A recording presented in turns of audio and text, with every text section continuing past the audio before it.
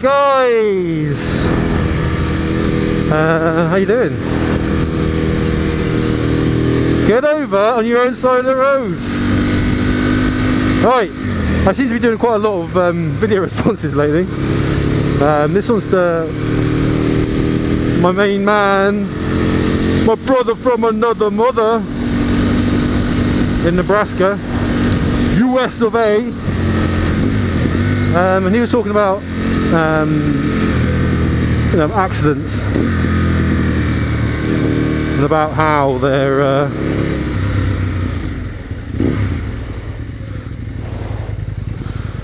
Digo! How you doing? How you doing? Get this. It's a camera. You're on camera on YouTube, man.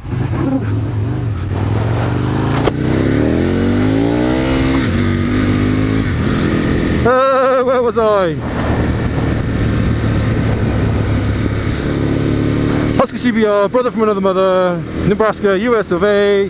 He was talking about, yeah, that's it, bike accidents, and I think he was saying that, at some point in an accident you're always to blame, I guess, partly to blame, or have some fault in an accident. And I can agree with that to a certain extent, because a lot of the times when we're lane splitting or overtaking, most motorcyclists, and I'm sure if you don't agree, this is my opinion, so but we do tend to put ourselves at risk on a motorcycle, because we're coming up on cars fairly quick, and sometimes they'll check the mirror and we weren't there, then suddenly we're there and they haven't checked the mirror, and that sort of stuff. But there are instances where I think you can't be to blame at all. And coming up here, I must give you an instance. I was actually on my dad's Goldwing and I was following a Hayabusa, and within the speed limit. He wasn't breaking the speed limit.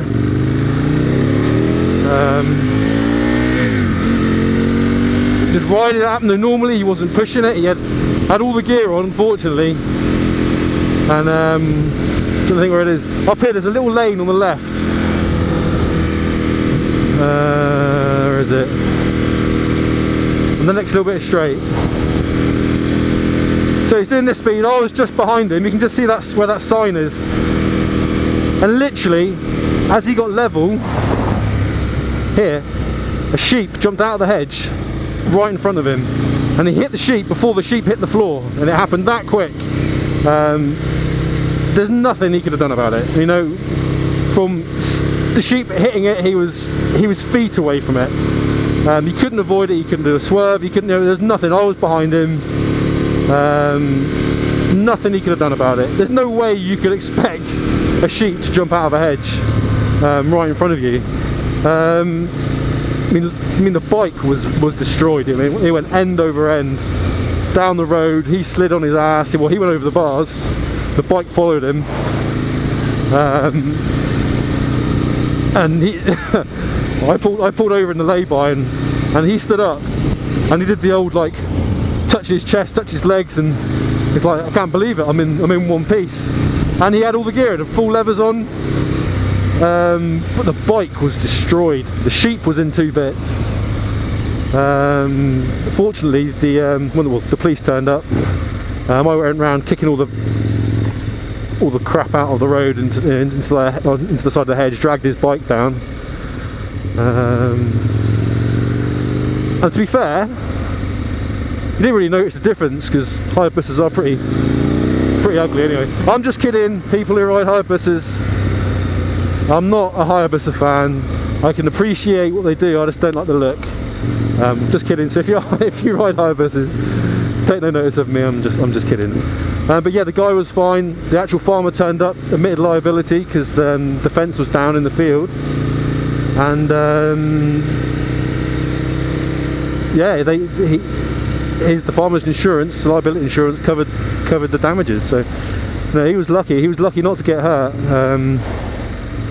But like I say, there's no way that he could have avoided that situation. Well, I don't see how he could have anyway.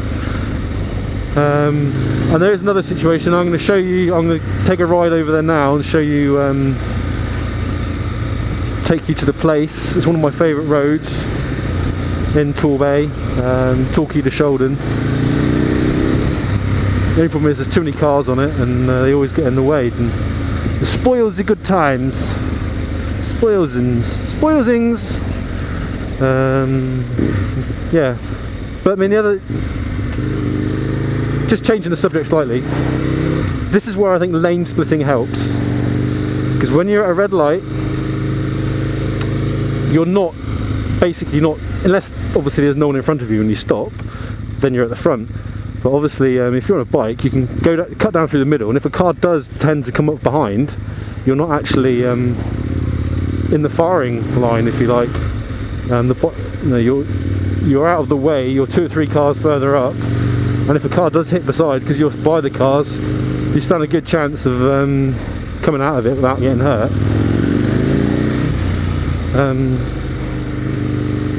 Because you're not in the centre of the lane, you're on the lines.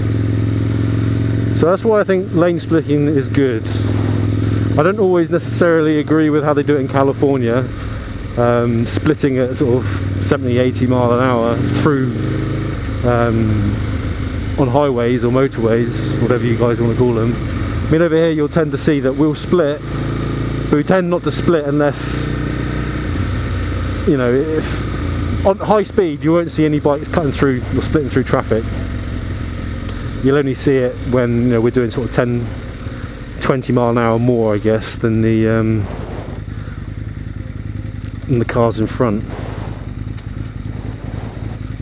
So what I'm going to do now is I'm going to turn off and come back to you when I'm on this road I'm heading on.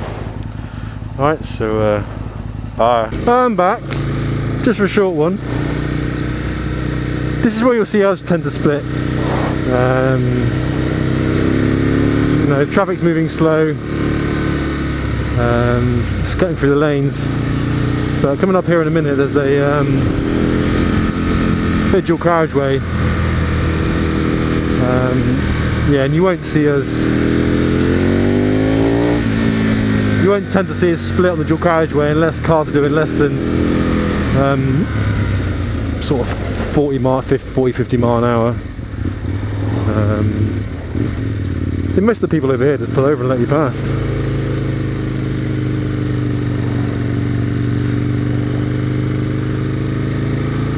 Unless you're a learner, obviously.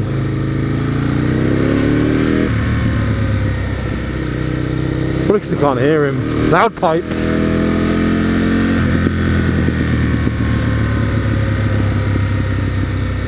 That's what was holding everyone up. Tractor.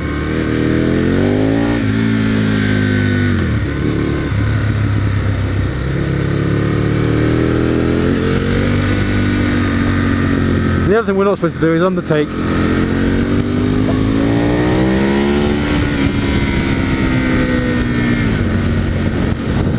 Like this. Technically, you're not supposed to do that.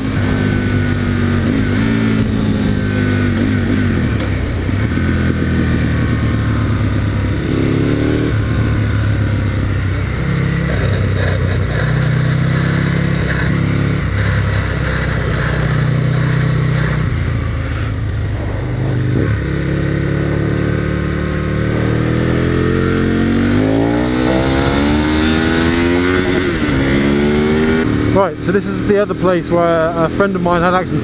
This happened a long time ago, before I was actually riding a motorcycle.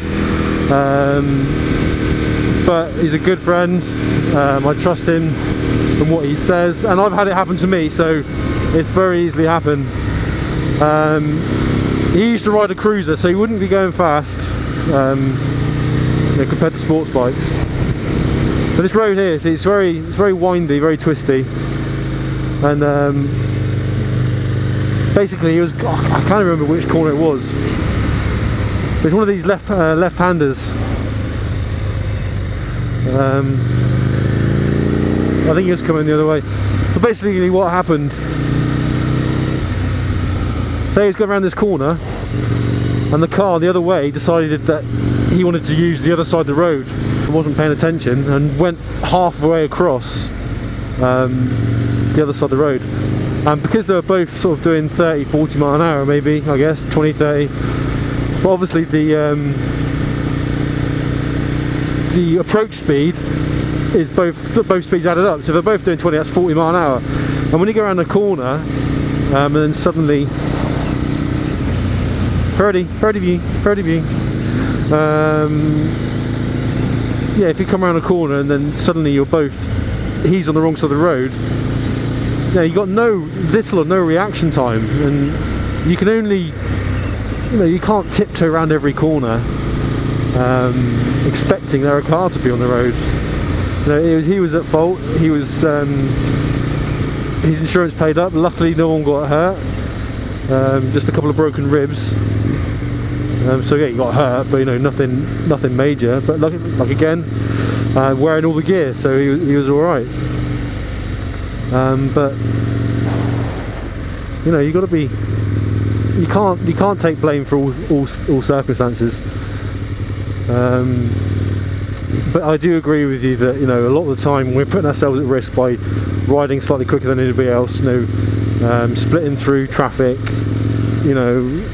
Getting your knee down. I'm on the first to admit, if you go around a corner and your knee is on the deck, and suddenly there's an obstacle in your way, be it a car, a stick, gravel, oil.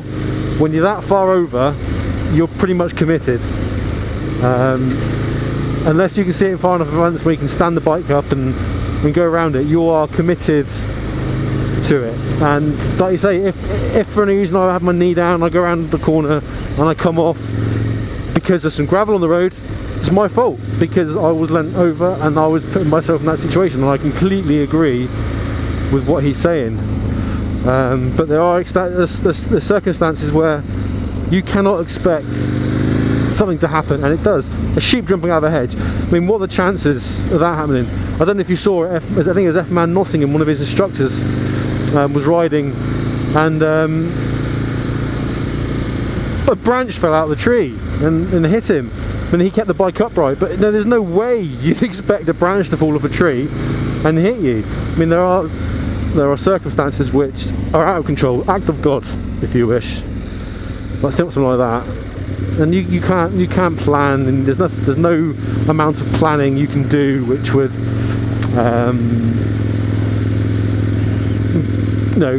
prepare you for that situation or to get out of the way. It's just not going to happen. And but I'd imagine 90% of the motorcycle accidents is due to some rider error or them putting themselves in the position. I do completely agree to an extent. But anyway, Huskers, ride safe.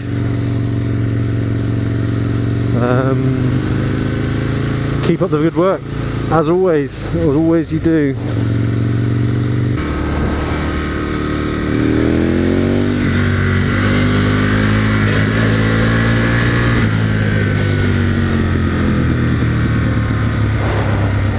So yeah, anyway, huskerzGBR or Rich, I'll catch you on the next one. As always, Facebook, Instagram, just go and press that button and follow. I appreciate all your support, guys. Take it easy. Bye bye.